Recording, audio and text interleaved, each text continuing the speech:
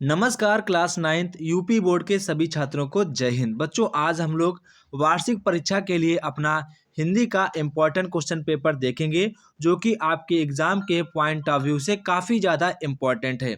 बच्चों, यहाँ पर आपको वही क्वेश्चन देखने को मिलेंगे जो कि आपके वार्षिक परीक्षा के लिए काफ़ी ज़्यादा इम्पोर्टेंट है।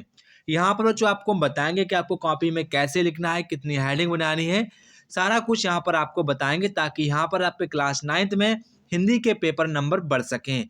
यहाँ पर बच्चों आपको मैं बात बताना चाहूँगा, आप अभी से हिंदी के गद्य और पद्य का इतिहास अच्छे प्रकार से यहाँ पर तैयार कर लेंगे ताकि यहाँ पर आपको क्लास 10th में हिंदी का गद्य और पद्य का इतिहास याद रखने में सुविधा मिलेगी। अगर आप अभी से अपना गद्य और पद्य का इतिहास अच्छे प्रकार से याद करेंगे तो बच्चों यहाँ पर आप सभी लोगों का ये टारगेट होना चाहिए कि आप लोगों के क्लास 9th में पूरे के पूरे एमसीक्यू सही जाएं। तो बच्चों यहाँ पर सबसे पहले हमारा जो क्वेश्चन है, कह रहा है कि भारतेंदु युग के प्रसिद्ध कहानीकार कौन है। तो बच्चों ये क्वेश्चन काफ़ी ज़्यादा इम्पोर्टेंट है, आपके एग्जाम में हर एक बार क्वेश्चन ये पूछ दिया जाता है, तो आप सभी लोग क्वेश्चन को ध्यान रखेंगे। तो बच्चों यहाँ पर हमारा जो इसका आंसर हो जाएगा वो यहाँ पर हमारा हो जाएगा राजा राधिका रमण प्रसाद सिंह। तो यहाँ पर जो हमारा ऑप्शन नंबर फर्स्ट वाला करेक्ट आंसर हो जाएगा।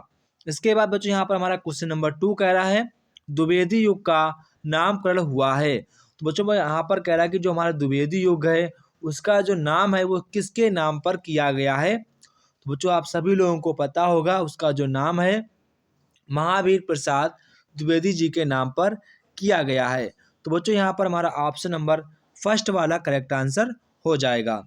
इसके बाद बच्चों यहाँ पर हमारा क्वेश्चन नंबर 3 है, कह रहा है कि कवि वचन सुधा के संपादक कौन है। ये बच्चों काफ़ी ज़्यादा इम्पोर्टेंट रचना है, तो आप सभी इसको ध्यान रखेंगे। कवि वचन सुधा, तो बच्चों यहाँ पर इसके जो संपादक होंगे वो बच्चों यहाँ पर हमारे भारतेंदु हरिश्चंद्र जी होंगे। ये बच्चों काफ़ी ज़्यादा इम्पोर्टेंट रचना है, तो आप सभी लोग इसको अच्छे प्रकार से ध्यान रखेंगे। इसके बाद बच्चों यहाँ पर हमारा क्वेश्चन नंबर 4 है। तो क्वेश्चन नंबर 4 यहाँ पर कह रहा है मंत्र कहानी के कहानीकार कौन है। बच्चों आप सभी लोगों को पता जो मंत्र कहानीकार है ये हमारी लिखी है मुंशी प्रेमचंद जी ने लिखा है। इसके बाद बच्चों यहाँ पर हमारा क्वेश्चन नंबर 5 जो कि काफ़ी ज़्यादा इंपॉर्टेंट है आपके क्लास 10th के लिए भी और आपके क्लास 9th के लिए भी। बच्चों यहाँ पर हमारा क्वेश्चन कह रहा है हिंदी का प्रथम महाकाव्य कौन सा है। तो बच्चों जो हमारा हिंदी का प्रथम महाकाव्य है वो बच्चों आप सभी लोगों को पता होना चाहिए कौन है। हमारा हिंदी का प्रथम महाकाव्य हमारा हो जाएगा, यहाँ पर आप सभी लोग पहले ऑप्शन को पढ़ लेंगे, काफ़ी ज़्यादा इंपॉर्टेंट क्वेश्चन है ताकि यहाँ पर आपको कोई डाउट ना रहे, आप इसको अच्छी प्रकार से यहाँ पर पहले पढ़ लीजिएगा। तो बच्चों यहाँ पर जो हमारा करेक्ट आंसर हो जाएगा वो बच्चों हो जाएगा पृथ्वीराज रासो। क्या हो जाएगा? पृथ्वीराज रासो यहाँ पर हमारा करेक्ट आंसर हो जाएगा। इसके बाद क्वेश्चन नंबर 6 बच्चों यहाँ पर है बीजक रचनाओं का संकलन है। तो बच्चों बीजक किसकी रचनाओं का संकलन है?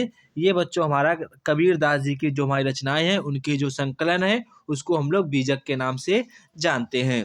इसके बाद क्वेश्चन नंबर 7 यहाँ पर कह रहा है हिंदी साहित्य के किस काल को पूर्व मध्यकाल कहा जाता है। तो हिंदी साहित्य का ऐसा कौन सा काल है जिसको बच्चों हम लोग पूर्व मध्यकाल के नाम से जानते हैं।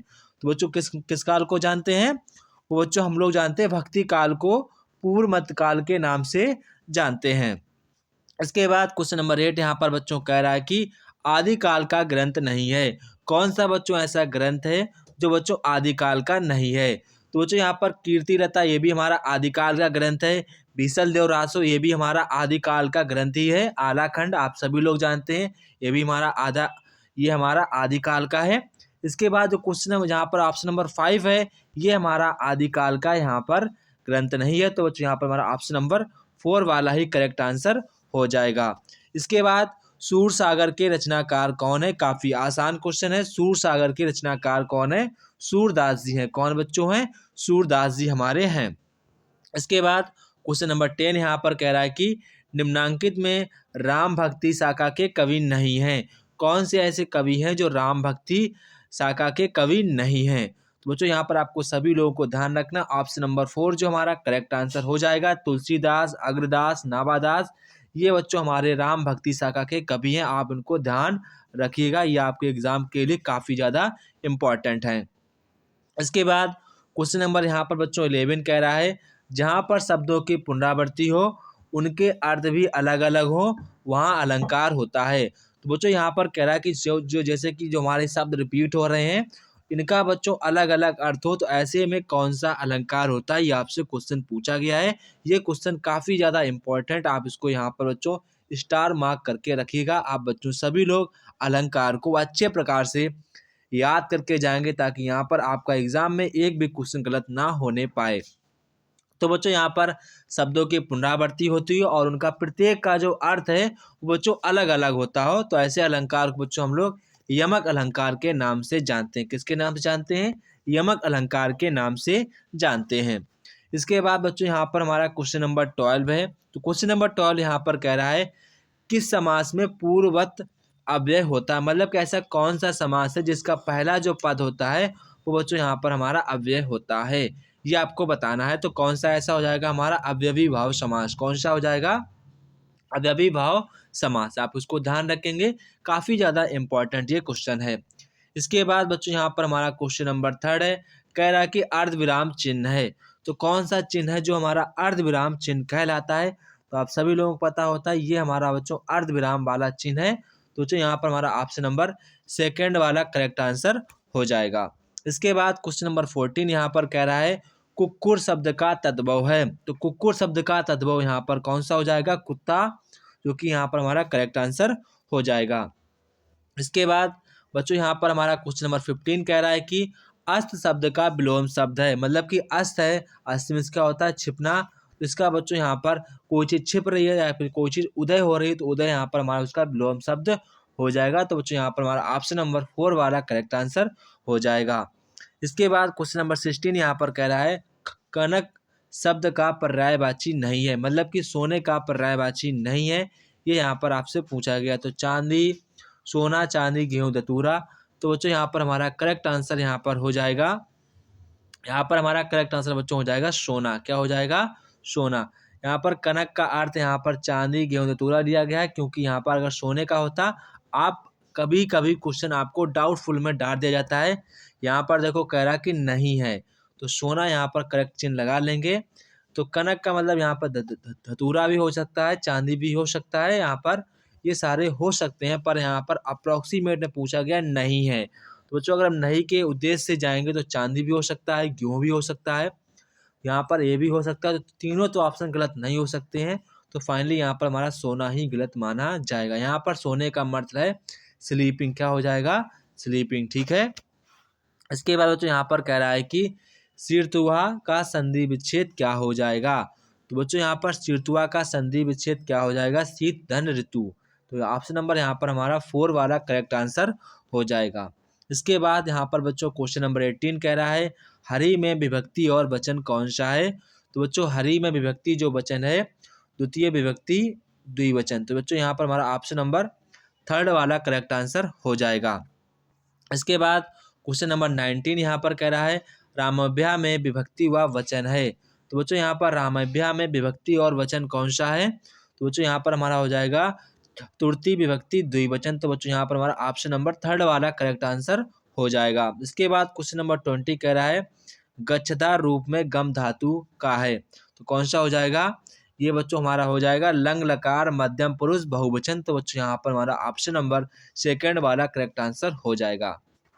इसके बाद बच्चों यहाँ पर हमारे वर्णात्मक प्रश्न आते हैं। तो आप सभी लोग जब भी आप वर्णात्मक प्रश्न परीक्षा में करें तो काफ़ी ढंग से करना है, ऐसा नहीं है कि एक आम इंसान की तरह, आम स्टूडेंट की तरह करना है, नहीं, आप एक स्पेसिफिक स्टूडेंट की तरह करेंगे।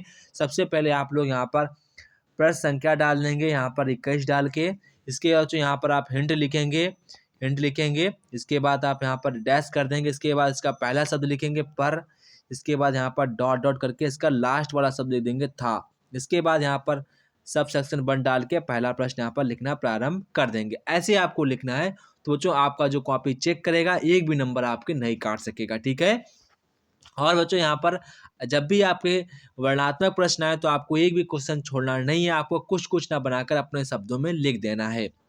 जैसे कि बच्चों यहाँ पर हमारा पहला ही क्वेश्चन आपसे कह रहा है कि रेखांकित अंश की व्याख्या करनी। तो बच्चों जहाँ जहाँ आपको यहाँ पर लाइनिंग दिख रही है इसको आपको पढ़ लेना है, इसके बाद आपको इसको अपने शब्दों में व्याख्या कर देनी है। दैट इज आपका यह क्वेश्चन हो जाएगा, ठीक है। इसके बाद यहाँ पर आपका क्वेश्चन नंबर 2 कह रहा है उपदेश सुनने वाले संगीत प्रेमी की स्थिति कैसी होती है? सबसे पहले मैं आपसे कहना चाहूँगा, जब भी आप ऐसे क्वेश्चन करने जाएँ तो एक बार अपने मन से एक बार पैराग्राफ को रीड कर लेना, ताकि यहाँ पर आपको बार-बार पढ़ने से आपका समय बच जाएगा। जिससे आप अपना जो समय है अगले क्वेश्चन में लगा पाएँगे। तो आप इसका भी क्वेश्चन या पैराग्राफ को पढ़ लेंगे, इसका आंसर आप दे सकते हैं 100%, मुझे ऐसा पता है। इसके बाद यहाँ पर कह रहा है कि मरने वाला युवक कौन था? तो आप सभी लोग जानते हैं मरने वाला युवक कौन था, इसका आंसर आपको इसी में मिल जाएगा, ठीक है? इसके बाद जो यहाँ पर अथवा में आपसे क्वेश्चन कह रहा है, अथवा में यहाँ पर कह रहा है, अथवा में अगर आपको यहाँ पर कोई एक करना है, अगर आपको यहाँ पर वो ऊपर वाला कठिन लगता है तो आप नीचे वाला भी क्वेश्चन कर सकते हैं। तो यहाँ पर सबसे पहले आपको पैराग्राफ को रीड कर लेना है, देन आपको क्वेश्चन के आंसर देने हैं।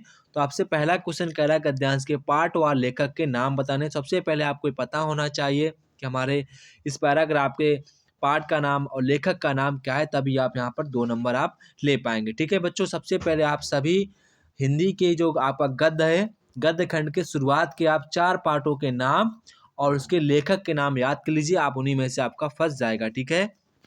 इसके बाद यहाँ पर आपसे कह रहा है कि चांदनी के निःशब्द संगीत के छाने का क्या आशय स्पष्ट करना है आपको। वो यहाँ पर क्वेश्चन नंबर 3 कह रहा है, जहाँ हास्य की ध्वनि थी वहाँ अब करुणा क्रंदन और अश्रु प्रवाह क्यों था। इसका भी आंसर आपको पैराग्राफ में मिल ही जाएगा। इसके बाद क्वेश्चन नंबर 22 कह रहा है, निम्नांकित पद्यांश पर आधारित प्रश्नों के आपको यहाँ पर उत्तर देने हैं। तो यहाँ पर सबसे पहले आपको पैराग्राफ को रीड कर लेना है, इसके बाद आपको प्रश्नों के उत्तर देने हैं। तो आपसे पहला क्वेश्चन कह रहा है कि मीरा ने कौन सा धन प्राप्त किया है। क्वेश्चन नंबर 2 कह रहा है, मीरा को सदगुरु ने कौन सी अनमोल वस्तु दी और उन्होंने क्या क्या किया है। इसके बाद यहाँ पर आपसे क्वेश्चन नंबर 3 कह रहा है, भवसागर को तरने का मतलब कि मीरा के पास कौन सा साधन था। इसका भी आपको आंसर पैराग्राफ में मिल ही जाएगा। इसके बाद यहाँ पर अथवा में क्वेश्चन कह रहा है कि अगर आपको ऊपर वाला नहीं आता है तो यहाँ पर आप नीचे वाला भी क्वेश्चन कर सकते हैं। तो यहाँ पर सबसे पहले आप लोगों को पैराग्राफ को रीड करना है, देन आपको क्वेश्चंस के आंसर देने हैं। तो बच्चों यहाँ पर आपका पहला क्वेश्चन कह रहा है, सूना मंडप मुखर कैसे हो गया। तो बच्चों इसका आंसर आपको यहाँ पर पद्यांश को रीड करना है, देन आप इसका आंसर दे पाएंगे। इसके बाद क्वेश्चन नंबर 2 कह रहा है, जंगल में छोटा सा परिवार कैसे बन गया। क्वेश्चन नंबर 3 कह रहा है, श्रद्धा का संगीत बना क्या आशय है। इसका भी आंसर आपको इसी पैराग्राफ में मिल जाएगा। इसके बाद जो यहाँ पर आपका क्वेश्चन नंबर 23 है, तो बच्चों यहाँ पर निम्न संस्कृत गद्यांशों में से किसी एक का ससंदर्भ हिंदी में अनुवाद करना है। तो बच्चों सबसे पहले आपको इसका संदर्भ लिखना होगा, इसके बाद यहाँ पर आपका हिंदी में आपको इसका अनुवाद लिखना होगा।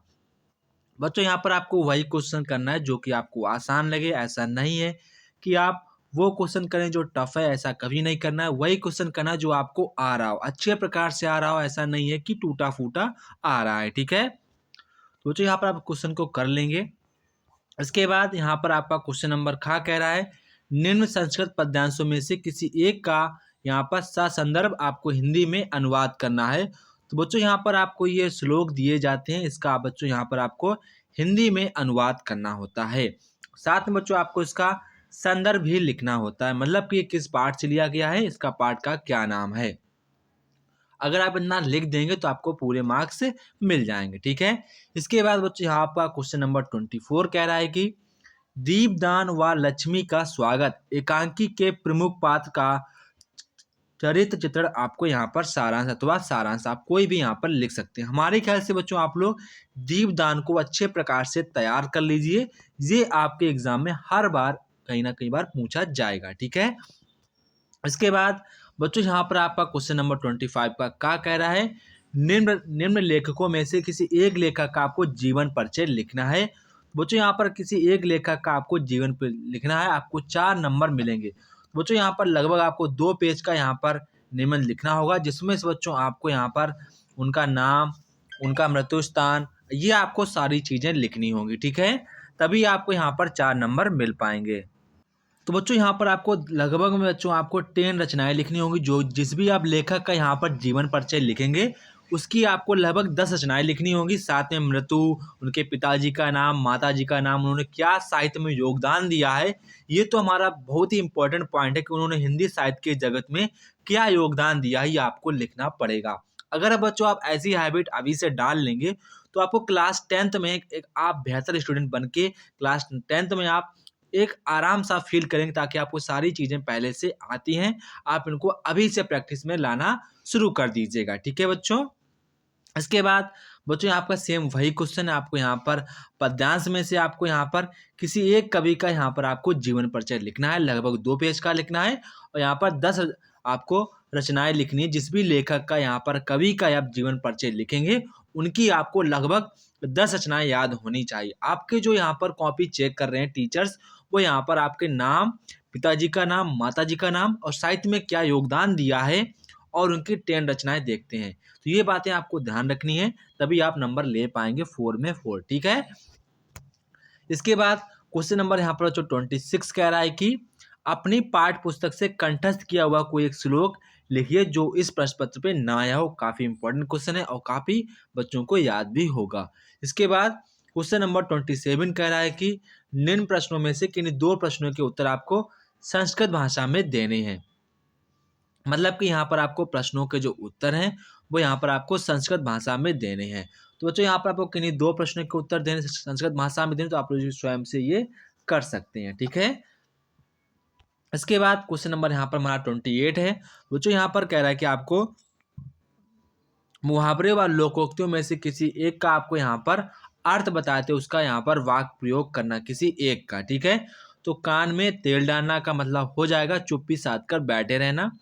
लकीर का फकीर होना मतलब पुरानी बातों पर चलना।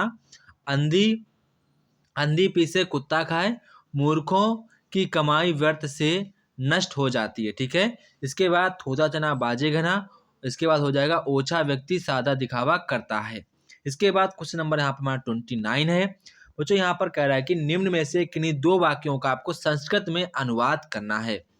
बच्चों यहाँ पर क्या राम के लिए नमस्कार, तो इसका आप लिख सकते हैं रामः नमः। क्या लिखेंगे? रामः नमः, आप ये लिख सकते हैं। इसके बाद जो यहाँ पर कह रहा है कि तुम्हारा नाम क्या है, तो आप लिख देंगे तस्य नाम किम। क्या लिखेंगे? तस्य नाम किम, ये आप यहाँ पर लिख देंगे तस्य नाम किम। तो आपको यहाँ पर कोई 2 ही करने, तो हमारे ख्याल से आप जो भी आपको आ रहा है इजी हो आप वही एग्जाम में करिएगा, ठीक है। इसके बाद बच्चों यहाँ पर क्वेश्चन नंबर 30 कह रहा है कि शुल्क मुक्ति के लिए अपने प्रधानाचार्य जी को पत्र लिखना है। मतलब कि आपको अपनी फीस माफ करानी है, इसलिए आपको अपने प्रधानाचार्य जी को एक पत्र लिखना है। अथवा में यहाँ पर कह रहा है कि अपने प्रधानाचार्य को बुखार आने का 2 दिन का अवकाश हेतु प्रार्थना पत्र लिखना है। दोनों आसान है, आप ये कर सकते हैं। बच्चों आप लोग अच्छे प्रकार से मेहनत करिएगा ताकि यहाँ पर आपको अच्छे मार्क्स आ सकें और अपना आपको रिजल्ट सही हो सके। जय हिंद बच्चों, फिर मिलते हैं अपने नेक्स्ट वीडियो में। तब तक कि आप सभी लोगों को जय हिंद।